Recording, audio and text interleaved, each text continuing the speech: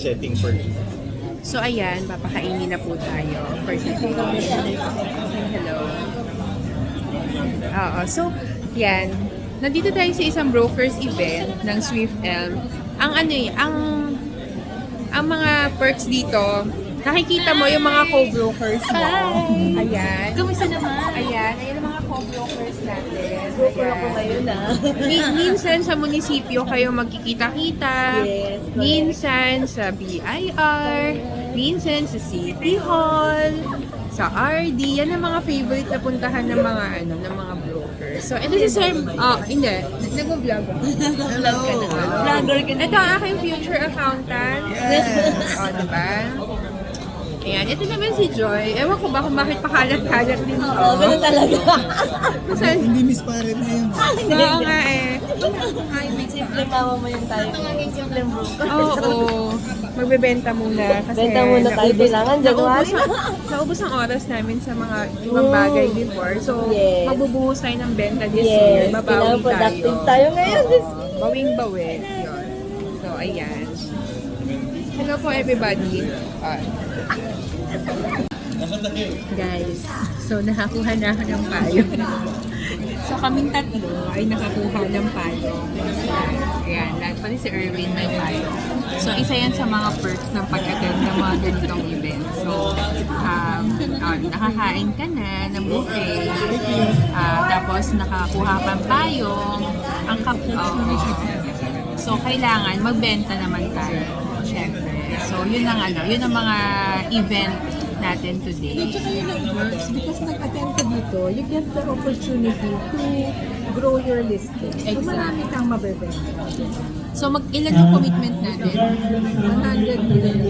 Ay, 200. So ayan, may commitment kami na 200 million dito.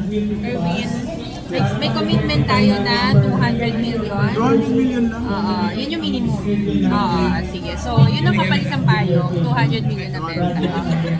Murang-mura. Okay, so kakatapos lang namin ni Z sa aming brokers orientation. Ay, hindi pala brokers orientation yun. Kick-off ng Swift Elm.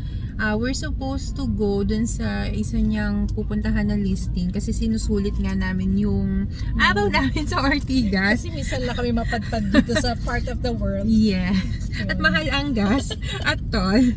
Kaya, kaso, na-cancel, i-reschedule na lang. So, right now, yun. Kailangan ready tayo sa mga We have to be ganyan. flexible. Yes. So, ngayon, pauwi na kami sa aming mahal na Paranaque.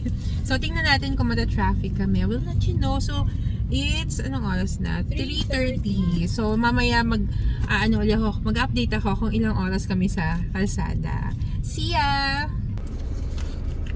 So, ayan. Hello again. So, ayan. Nakarating na ako sa hinatid na ako ni Z sa parking lot kung saan kami nagkita kanina. So, natapos na yung buong araw na agenda namin. So, first nakapag walk tour, nakasama kami sa walk tour ng Ortigas Land. So, thank you sa aking partner Charlie, aking broker manager,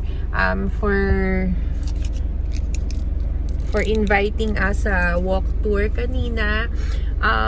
So nakita namin yung pinakita nilang project, yung featured project na Galleon Residences. It's along ADB Avenue. So the next one is naka-attend din kami ng kick-off ng Swift Elm. So si Swift Elm isang marketing arm ng different developers, and magandang umattend sa mga ganun kasi one company, madami ka nang ma-i-offer na project. So, para at least hindi na iba-iba yung kausap mo. Plus, they offer incentives and good commission rate. So, hopefully, dito sa mga nagawa namin today, mga napuntahan naming companies, makapag-deliver kami ng sales. So, tomorrow, may pupuntahan ulit tayo.